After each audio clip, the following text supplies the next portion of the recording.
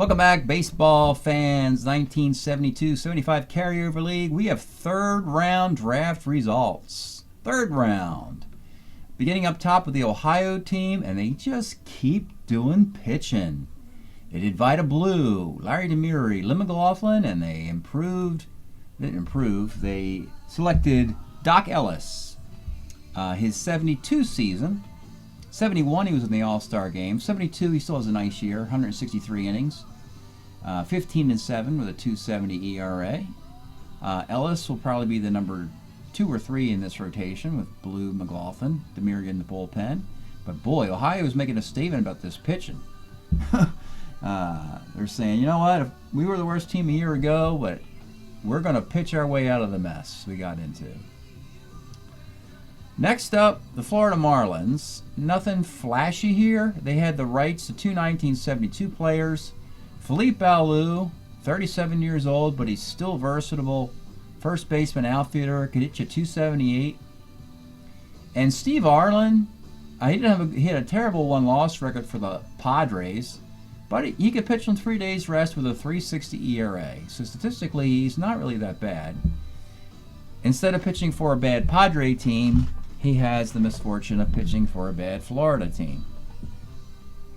But somebody has to. All right, the third team is Kansas City. And Kansas City went in the year of 1973, and they found two 276 hitters on their own team. Fran Healy and Cookie Rojas both hit 276. Fran Healy brings a -1 arm from the Giants. Rojas is 34 now. It's still a 2E15 at second base. Both were statistically much better than Fred Patek, who's the last keeper on this team to be selected with one of these other picks. Picking fourth, the Texas Rangers. And Texas, by the way, had the absolute worst outfield defense in the league last year. Staggeringly, they were all fours. And they had Tom Grieve as a 4 in center field. It was awful.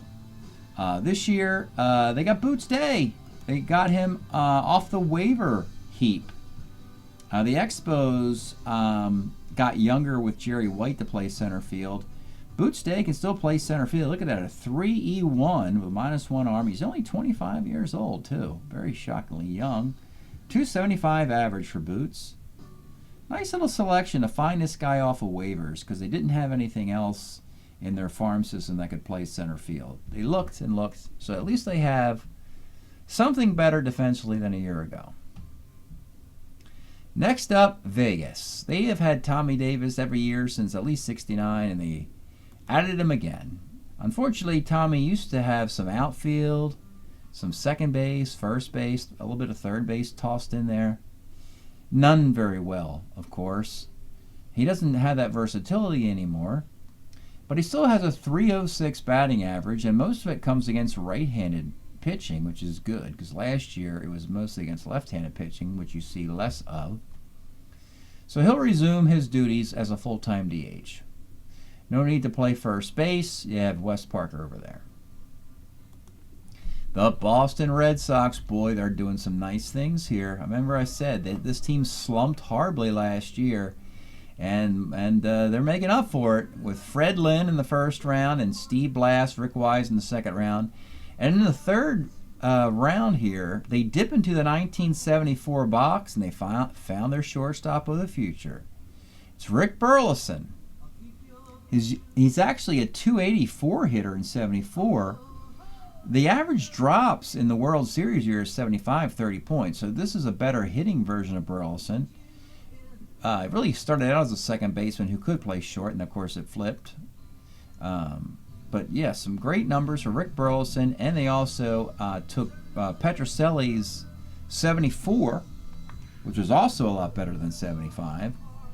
So consider the left side of Boston's infield hitting a lot better than it would have the year of 75 when it went to the World Series. Petrocelli's hitting 267 with 15 home runs.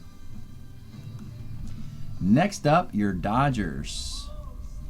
And the Dodgers, you know, it's funny to say this, they selected a young Charlie Huff, if there is such a thing. Charlie Huff, he's 27 years old, believe it or not, 1975. He'll go to the bullpen. Believe it or not, the walks aren't too bad. The whip is 1.26, 2.95 ERA.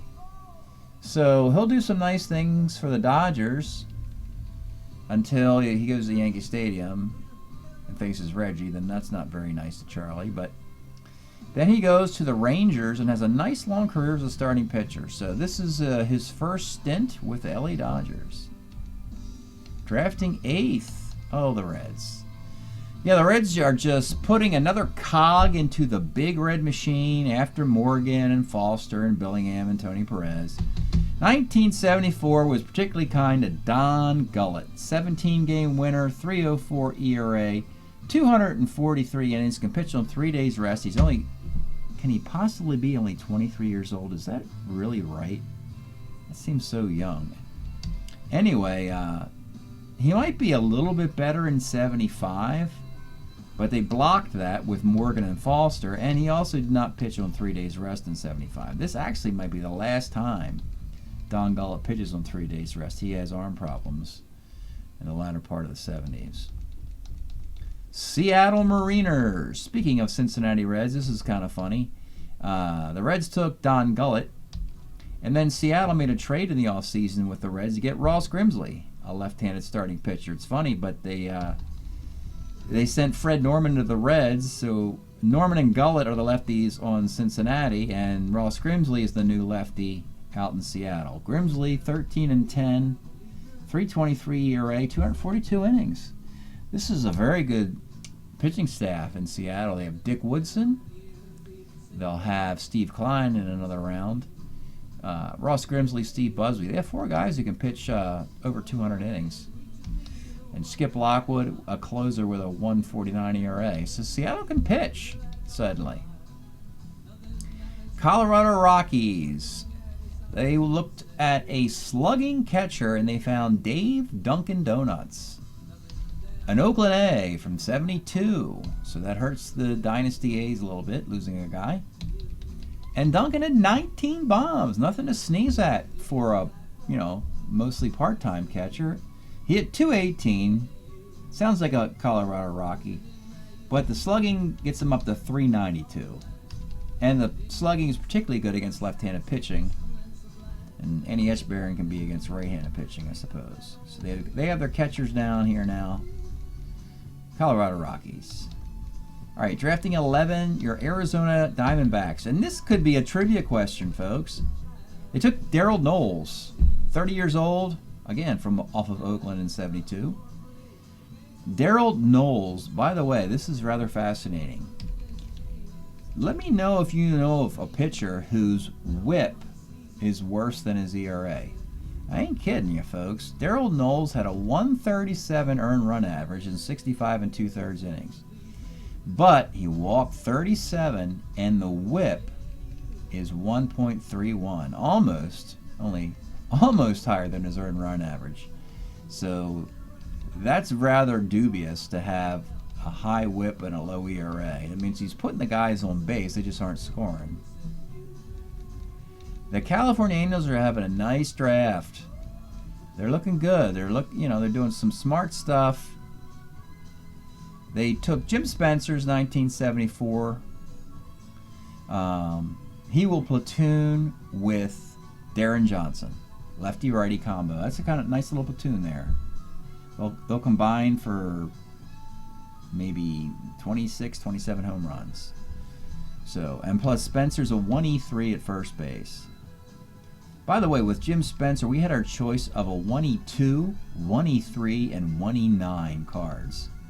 Slick fielding, Jim Spencer. All right.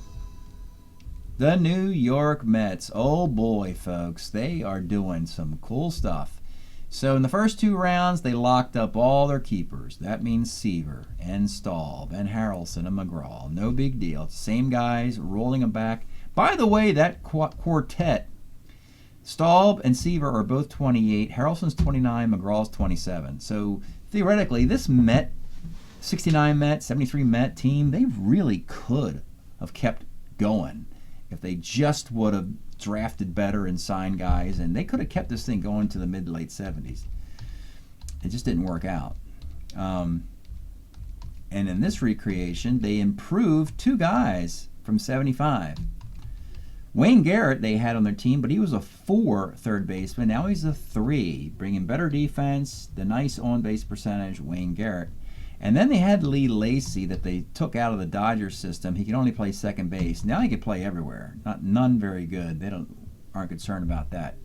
He'll DH. He'll play some second base. He might play some outfield. But he hits .314. He's got power both ways and .807 OPS.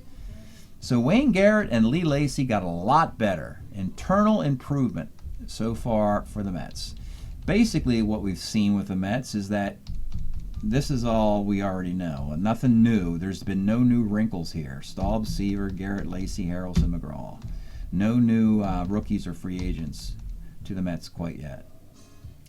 The Milwaukee Brewers added 1973 John Briggs. They have a glut in the outfield, but Briggs is basically an improvement on the Ben Ogilvy they have. Milwaukee might want to ditch Ogilvy and wait till he's better later in the decade when he arrives in Milwaukee, because Johnny Briggs has got a 787 OPS and he hit 18 home runs. So I think Briggs is going to knock Ogilvy's playing time down to the point I think the Brewers might just release Ogilvy and look at a different position. The Padres drafting 15th, having a nice draft here. We talked about them getting Randy Jones and Brent Strom. Then they added Winfield, made Enzo Hernandez a decent shortstop. They added to their bullpen with 2 guys. The old 2 righties. Bob Johnson's a righty who gets righties out. Vicente Romo's a righty who gets lefties out. Bob Johnson from the Pirates would have a World Series ring. 2.96 ERA in 115 innings. Vicente Romo, 3.31 ERA in 51 innings. So Padres, and the Padres have figured out that they have to trade Clay Kirby. They don't have room for Clay Kirby on their team anymore, and they're looking for a trade partner. So they're on the phones. They're looking to make a move. Anybody out there who wants Clay Kirby on their team, let us know.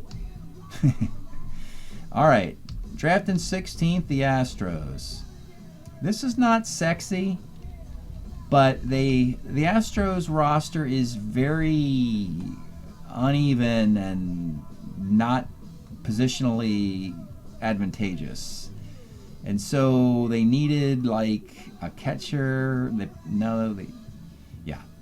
They let Jose Cruz go because he really wasn't ready yet, and they replaced him with Wilbur Howard, a switch-hitting outfielder with a lot of speed.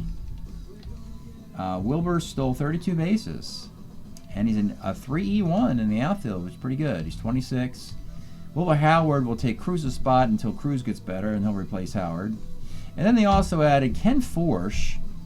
And the Astros just never committed to one particular thing with Forsch. Year in and year out, he'd be a starter, he'd be a reliever, he'd be a starter reliever, he'd be a relief starter. It was all over the place. Here he's a relief 4, starter 7 with a 3.22 ERA and 75. Not a big fan of Houston's roster construction. They have improved it by adding these good left-handed pitchers, but I think the rest of that division got much more better than they did. All right, the Twins, just kind of an honorarium move here. They had the rights to Tony Oliva and Killebrew.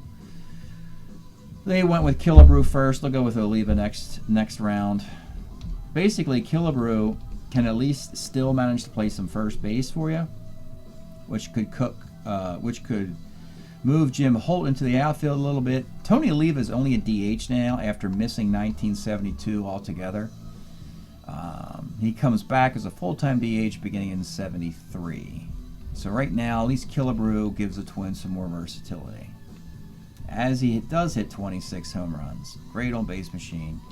Shame he can't play third base anymore. That's going to fall to Eric Soderholm full-time now.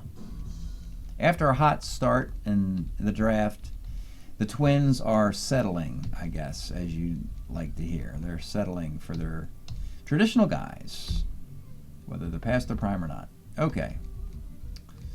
Oh, the Clevetown Indians. Boy, they're having a nice draft. Anytime you could in the 3rd round get a Ray Fosse, who's a -3 arm catcher. Oh boy, you get them, folks. You get those -3 arm catchers. And Fosse, believe it or not, 256 is the highest batting average in the 4-year cycle here. And again, we've said this so many times about the Dynasty Oakland A's. And the idea is, if you have an opportunity to keep a key player away from the Dynasty Oakland A's, the whole sport has a better chance of competing for a World Series instead of just watching Oakland win 3 in a row. So we saw Dave Duncan, a catcher. We saw Ray Fosse, another catcher. Don't worry, Oakland fans, you still got Gene Tennis and Hegan and Dick Green and Bando and Campaneris and Rudy and Claudel Washington and Reggie Jackson. The Oakland A's are absolutely loaded. They don't need all these extra pieces. So if I'm Cleveland, I'd hold on to Ray Fosse for as long as you can with that -3 arm. That's at least a 2-year contract. St. Louis Cardinals, blistering start to the draft with Lou Brock, Bob Forsch, Ted Simmons, Al Hrabowski. And now they just keep Joe Torre. So obviously it's going to come down for Joe from 1971. But he's still a 287 hitter with 13 bombs. Now he's playing 1st and 3rd.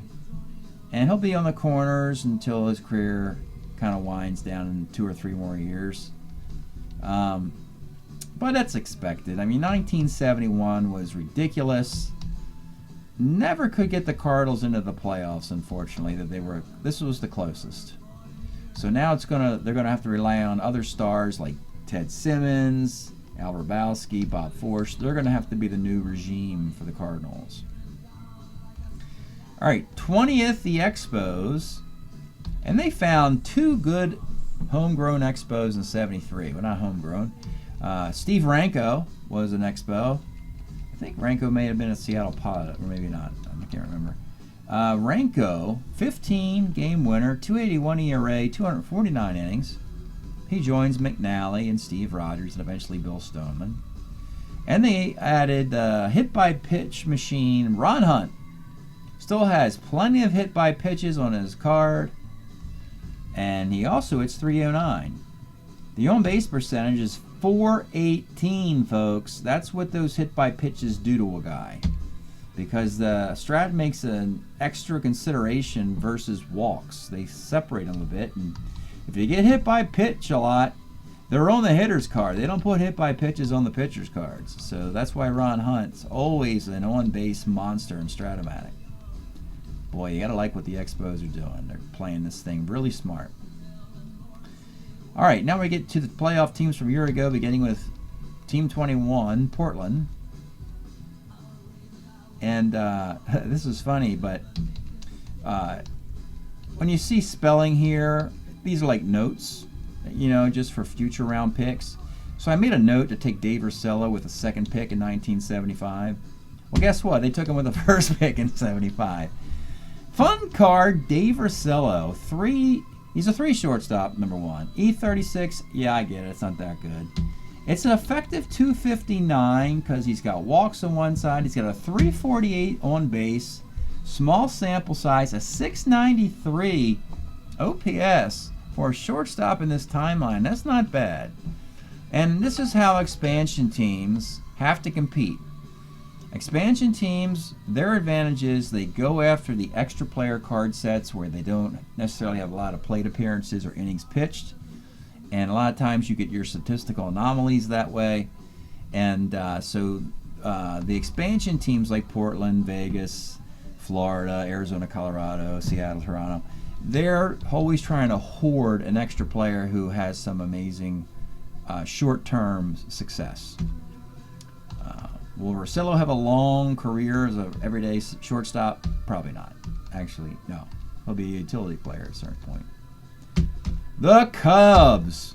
Boy, we blew this team up in the first 2 rounds and just could not believe how deep their offense is. And they added to it with Glenn Beckert, bringing him back to play 2nd. They had a Manny Trio option. in 75, but they decided let's just go with Beckert until he can't play second anymore. Glenn's hitting 270. Again, him and Joe Torre come down hugely. They were in the All-Star game in 71. They both come down a little bit in 72. But Beckert eventually will be joined by Don Kessinger, his double play partner. They also added Lloyd Allen to their bullpen. Lloyd Allen actually was an Angel, was the Cub closer a year ago. 3.48 ERA in 85 innings. Lloyd Allen, nice little pitcher. By the way, in 71, he led the American League in WHIP, so that was one of the reasons why he got to the Cubs as a free agent.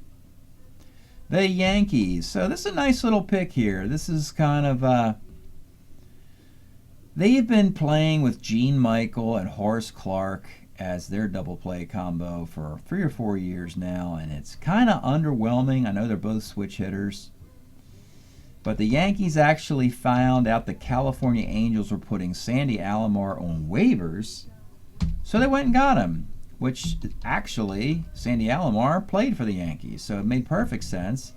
He goes from California to New York without it being a trade. He just signs with the Yankees as a waivered player. And he's still a 2.19 at second base. So he is an upgrade, ever so slight, on Horace Clarke. So that's a nice pick for the Yankees to find a second baseman, a switch-hitting second baseman, let alone a guy who played for them anyway.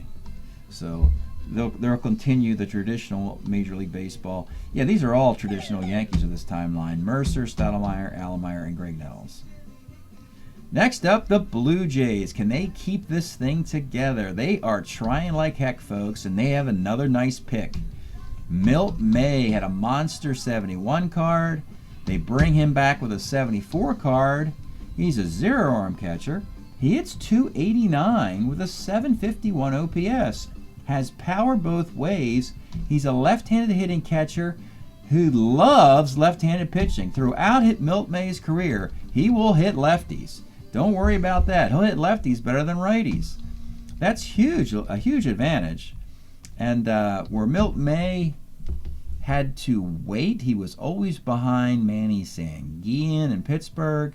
He's got a clear path to be an everyday catcher for a nice chunk of years for a Toronto team that really loves him. So Toronto's not making it easy on the Orioles and the Red Sox and the Yankees. They're fielding a quality team that went to the playoffs a year ago, surprisingly. All right, the Giants. Look out, National League West. So in the beginning rounds, it was all about the old dudes. It's about 41-year-old Willie Mays still being a 2 in center field. Juan Marichal still cranking it out at age 34. Then they went Dick Dietz and Bobby Bonds, 2 stars from the 1970 Giants.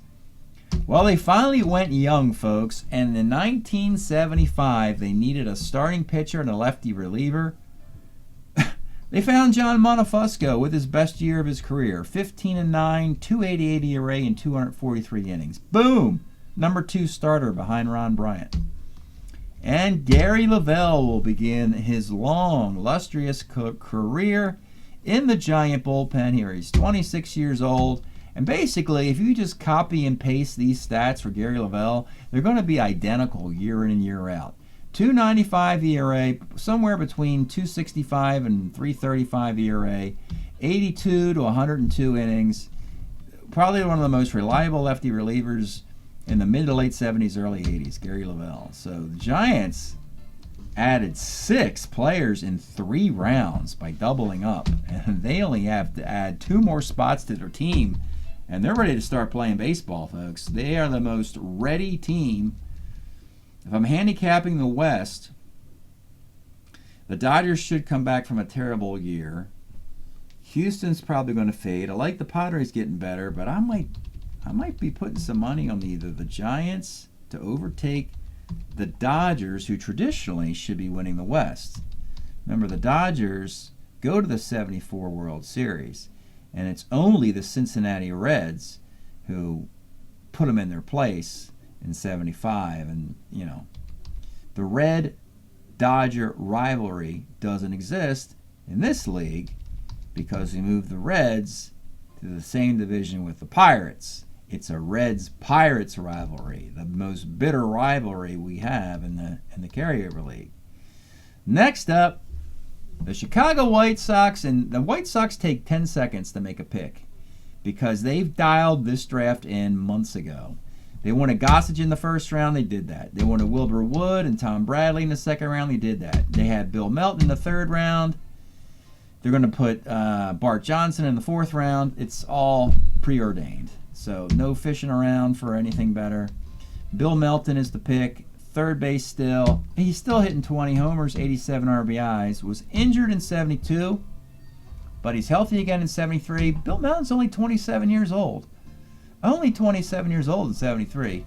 I guess injuries cut him down at the end of the career. But this is a 642 plate appearances. So this is a welcome return from the injuries of 72. 802 OPS. And the White Sox, they are solid everywhere. I think one of the biggest unsung stories is how the White Sox, they're really on that level with Baltimore, Detroit, and Oakland, and the Mets, and the Reds, Pirates. They're on that top shelf, particularly with Wilbur Wood having the ability to pitch on 2 days rest, which is a huge advantage when we get into the postseason, assuming the White Sox get there, and they should. Next up, the Oaktown A's. They're just checking the boxes on dynasty players. They added Dick Green. He's a 2.88 at second base. 262 hitter, has a little. They even gave him power versus lefties with 3 home runs. It was pretty cool. And they also added Bob Locker, who's 35. We actually took his 73 card when he's with the Cubs because it was better than when it was with Oakland in 72. So this is a case of where the Dynasty A's are taking somebody else's player away. So Bob Locker's not a Cub. He's going to stick around Oakland another year. 72 Bob Locker, left-handed batters knock him around. 73, he dominates left-handed batters, something that bullpen needs. So shed no tears for the Dynasty A's losing key players to other organizations. They keep adding guys who've been to all-star games to an all-star laden lineup here. So next up, the Atlanta Braves.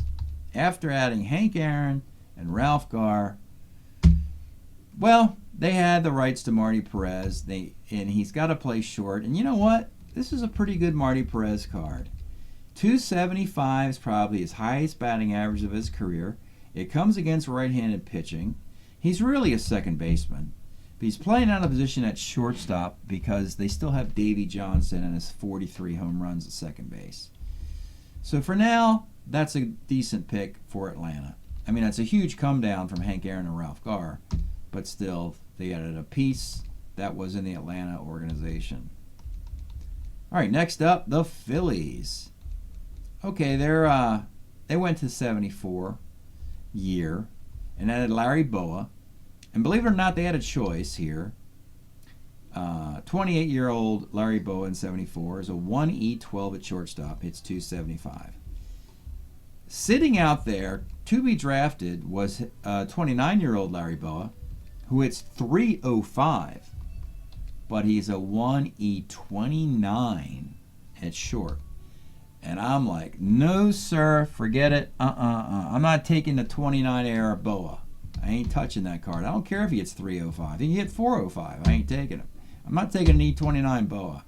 I want my E12, E10, E7 Larry Boa for the Phillies to do the Philly thing. So I'm not going to let Larry Boa make a bunch of errors and screw it up for them. So, yeah.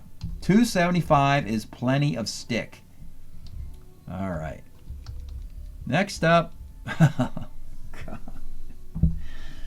Baltimore. Oh, we forgot about Baltimore. Did I mention? Yeah, okay. So Baltimore, who won the World Series probably now 3 or 4 years ago. And they've been to some league championship series. They were in the league championship series last year, lost to Detroit. And they've been into the divisional round. Well, don't sleep on the Orioles because they're back, folks. 72 Baltimore had no hitting whatsoever. They stunk up the joint. They had 8 pitchers with ERAs below 3 and couldn't make the playoffs. The best Baltimore pitching staff was 1972. Because in 69, 70, and 71, when they went to the World Series, they had plenty of hitting, so they didn't need as much pitching. But they utilized all their pitching in 72 with no sticks. Well, guess what, folks? We got them sticks. We doubled up in 72. The merry-go-round first base, where it was Tony Perez moving from third base to first base on Cincinnati. Lee May moving out of Cincinnati. Houston didn't want him. Baltimore says, hey, we'll take Lee May. We'll take him. We get him anyway. Let's get Lee May a little bit longer before Eddie Murray arrives. So they're going to get Lee May. They kick out Boog Powell. They send Boog Powell to Cleveland. Cleveland sends Chris Chambliss to the Yankees. And we got 72 Lee May's card. 29 homers and 284. This is some juice that Baltimore never had in 72. And oh, by the way, remember we just said Lee May, come here sooner? Earl Williams, come here sooner with your Atlanta stats. So Earl's big year is 71. He has 39 homers for Atlanta. But 72, he's got 28 of them. So Baltimore had no offense in 72. Now they got 72. Lee May with 29 homers, 28 homers for Earl Williams, and when we added Brooks Robinson, we took a 288 batting average for Brooks Robinson to the table. So Baltimore, and they got some young future pitchers, Dyer Miller, Wayne Garland. Baltimore is knocking it out of the park in this draft. So they were in the League Championship Series a year ago, and this is still a very vital timeline. I know 69, 70, and 71 are over with, but 73 and 74 Oriole teams do win the American League East, and then, of course, they win it again in 79. Next up, the Tigers. This is a clever move. Statistically, it's a bad one, but don't worry about it. So, I'll explain. They have the rights to Joe Coleman, so they pick up his 74 card. Now, 74 Joe Coleman has a really bad year. He's 14-12 with a 4.32 ERA in 285 innings. But this is what the Tigers are going to do. The smart teams kind of look through their own players, and they found that they have 1972 Bill Freehan, who's okay, but 1974 Bill Freehan hits 297. So when it gets to the token round of the draft and everybody's finalizing their rosters, the Tigers are going to flip Joe Coleman, his 74 year, make it his good year 72, and Bill Freehan's 72 year, they'll flip that to 74. Both players will get dramatically better. So that's what the Tigers are going to do. Tigers, this is like 1968, year in and year out. Nothing changes. They don't get older. And frankly, it's very fortunate that they're not in the same division with Baltimore anymore. They're in their own division with Cleveland, the Expos, and the Ohio players.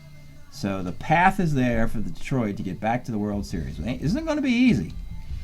The whole American League, the top of the American League is stacked, folks. You got Oakland, you got Baltimore, you got Detroit, you got the White Sox. American League is loaded at the top. And finally, tonight, we have the Pirates. They haven't been doubling up at all. They've just been waiting. They have a plan to make a lot of picks in the latter parts by picking and choosing the right match of year and player. But the big thing they did here in 74 is they improved Jim Rooker.